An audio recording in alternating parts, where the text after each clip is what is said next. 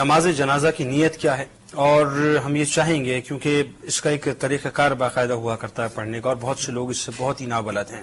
عموماً لوگ کھڑے تو ہو جاتے ہیں، ان کو نہیں پتا ہوتا کہ اس کا صحیح طریقہ کیا ہے. تو سنت کے مطابق نماز جنازہ کا طریقہ کیا ہے؟ نیت کے بارے میں دو چیزیں عرض کرتا ہوں. ایک تو یہ ہے کہ جس کو بیچارے کو نیت کا بالکل طریقہ معلوم ہی نہیں ہے، تو وہ یوں اگر نیت کر لے کہ جو نماز امام پڑھ رہا ہے، جو نیت امام کر رہا ہے وہی میری نیت، تو اس کی نماز شروع ہو جائے گی. لیکن افضل یہی ہے کہ ہم نیت کے اندر وہ تمام امور کا ذکر کر لیں یا ان کو دل میں حاضر کر لیں جن کا شریعت مطالبہ کرتی ہے، تو یہ بہت افضل اور اولا ہے. اور یہ پہلے آپ کو بتایا تھا کہ نیت دل کے پختہ ارادے کو کہتے ہیں، لیکن زبان سے کہہ لینا افضل ہے. لہذا نیت کو الفاظ کی صورت میں اس طرح ہم بیان کریں گے کہ نیت کرتا ہوں نماز جنازہ فرض کفایہ کی، ساتھ 4 تکبیروں کے واسطے اللہ تعالیٰ کے منہ میرا قبلہ شریف کی طرف.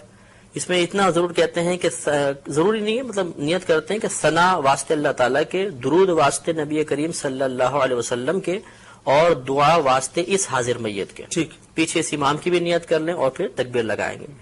نیت کرتا ہوں نماز جنازہ فرض کفایہ، ساتھ 4 تکبیروں کے، ثنا واسطے اللہ تعالیٰ کے، درود واسطے نبی کریم صلی اللہ علیہ وسلم کے، دعا واسطے اس حاضر میت کے، پیچھے اس امام کے، اللہ اکبر.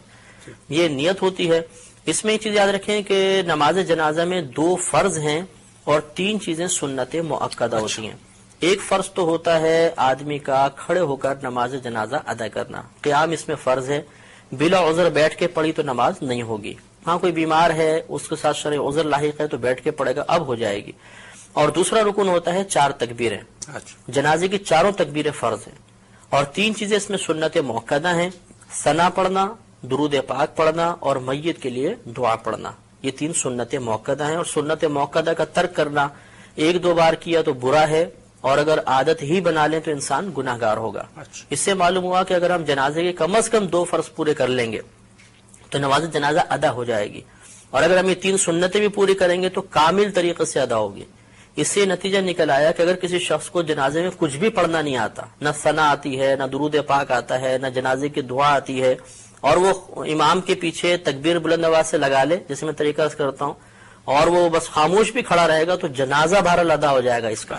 ہاں، یہ ہے کہ سنت کے ترک کا اگر جان بوجھ کے کیا تو گناہ گار ہوگا اور ثواب میں کمی آ جائے گی. اب اس کا طریقہ یہ ہوتا ہے کہ مستحب یہ ہے کہ امام صاحب نماز شروع ہونے سے پہلے سب کی طرف متوجہ ہو کے ان کو نیت کا طریقہ بتا دیں، یہ افضل ہے. اس کے بعد امام صاحب تکبیر لگائیں گے، ہم نیت کر کے تیار ہوں گے، اللہ اکبر کہہ کر ہاتھ کو باندھیں گے. یہ مسئلہ یاد رکھنا بہت ضروری ہے کہ جہاں شریعت نے فرمایا کہ کہو یا پڑھو، اس کا مطلب یہ ہوتا ہے کہ اتنی آواز سے کہو یا اتنی آواز سے پڑھو کہ تمہارے اپنے کان تمہاری آواز کو سن لیں.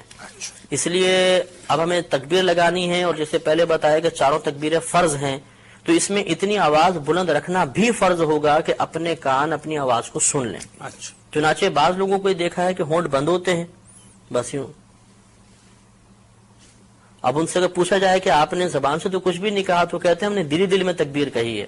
تو دل میں تکبیر کہنے سے تکبیر کا فرض ادا نہیں ہوگا. اس لیے امام صاحب تو بہت بلند آواز سے پڑھیں گے جہر کے ساتھ، ہمیں کم از کم اتنی آواز سے اللہ اکبر پیچھے کہنا ہے 4 تکبیروں میں کہ اپنے کان سن لیں، ورنہ فرض ادا نہیں ہوگا، اور فرض ادا نہیں ہوا تو یہ نماز بھی ادا نہیں ہوگی. اب اللہ اکبر کہتے ہوئے ہاتھ باندھیں گے، ہاتھ بالکل وہی نماز کی مثل باندھ کر سب سے پہلے ثنا پڑھیں گے. نماز فرض کی ثنا میں اور نماز جنازہ کی ثنا میں تھوڑا سا فرق ہوتا ہے.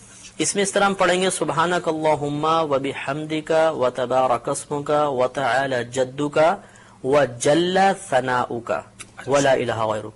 تو وجل ثناؤک کے لفظ اس میں زیادہ ہوتے ہیں. یہ کسی بھی کوئی نمازی جنازہ کی کتاب ہو اس میں یہ پورے لکھی ہوگی ثنا، اچھی طرح ہمیں یاد کر لینی چاہیے. اس کے بعد ہم اگر ختم کر چکے ہیں انتظار کریں گے، امام صاحب دوسری تکبیر لگائیں گے. یہ یاد رکھیں کہ نماز جنازہ میں فقط پہلی تکبیر میں ہاتھ اٹھانے، باقی آگے کی 3 تکبیروں کے اندر ہاتھ نہیں اٹھائیں گے، لیکن زبان سے اللہ اکبر کہا جائے گا. تو بغیر ہاتھ اٹھائے اب اللہ اکبر کہیں گے، اور اس کے بعد اب ہم درود پاک پڑھیں گے. اس میں وہی درود پاک پڑھنا افضل ہے جو ہم عام نمازوں میں پڑھتے ہیں، یعنی درود ابراہیمی. لیکن اگر کسی کو یاد نہ ہو تو کوئی بھی درود پاک پڑھ لیں، بلکہ یاد ہو اس کے باوجود دوسرا درود پاک پڑھیں گے تب بھی نماز ہو جائے گی. اور افضل یہ تھا کہ درود ابراہیمی پڑھا جاتا. اس کو پڑھنے کے بعد اب تیسری تکبیر لگے گی، ہاتھ نہیں اٹھائیں گے لیکن زبان سے اللہ اکبر کہیں گے، اور اس کے بعد اب میت کے لیے دعا کریں گے۔ اگر نابالغ لڑکا ہے تو اس کی علیحدہ دعا ہے، نابالغ بچی ہے علیحدہ دعا ہے، اور بالغ مرد و عورت کی ایک ہی دعا ہوتی ہے۔ یہ دعائیں ہمیں نماز جنازہ کی کتابوں سے یاد کر لینی چاہیے۔ اگر بالفرض کسی کو یہ دعائیں یاد نہ ہوں تو کوئی بات نہیں، وہ کوئی بھی ایسی دعا کر لیں کہ جس میں امور آخرت کے بارے میں کچھ طلب کیا گیا ہو، دنیاوی کوئی چیز نہ طلب ہو رہی ہو، آخرت کے بارے میں، تو یہ ہم کوئی بھی دعا اس میں پڑھ سکتے ہیں۔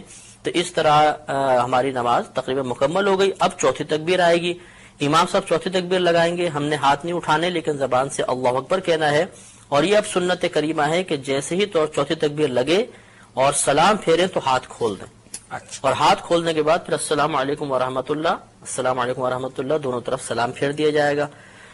اب یہ یاد رکھیں کہ جہاں تکبیر کے بعد کچھ پڑھنا ہے اس میں ہاتھ بند رہیں گے، اور جہاں تکبیر کے بعد کچھ نہیں پڑھنا ہوتا وہاں ہاتھ باندھنے کی ضرورت نہیں ہوتی، ہاتھ کھول دیں گے۔ تو پہلی 3 تکبیروں میں چونکہ تکبیر کے بعد کچھ پڑھنا تھا تو ہاتھ بندے رہے، چوتھی میں کچھ محل ہی نہیں ہے پڑھنے کا تو ہاتھ کھول کر پھر ہمیں